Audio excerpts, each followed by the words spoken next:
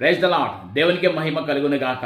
యెషయా గ్రంథము 54వ అధ్యాయము 11 గనుక చూసుకున్నట్టయితే, ప్రయాసపడి గాలివాన చేత కొట్టబడి ఆదరణ లేక యున్నదానా, ఓ యవనుడా, ఓ యవనురాలా, అమ్మా తల్లి సంగమా, దేవుడు పిలుస్తున్నాడు.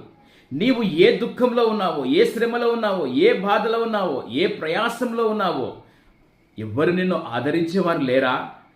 నువ్వు అందరినీ అడుగుతున్నావా?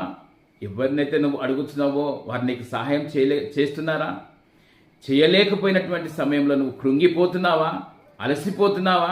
నా ప్రియ సహోదరి సహోదరుడా, ఇదే లోకరక్షకుడైన యేసుక్రీస్తు దగ్గరికి వచ్చి నీవు నీ హృదయాన్ని నీళ్ళు వలె కుమ్మరించినట్టయితే, నీవు దేవుని సన్నిధిలో ఉపవాసం ఉండి ప్రార్థించినట్టయితే, నిన్ను నీలాంజనములతో నిన్ను కట్టలను కట్టి, నీ మాణిక్యములతో నీ కోట గుమ్మములను కట్టి, ప్రశస్తమైన రత్నములు నీ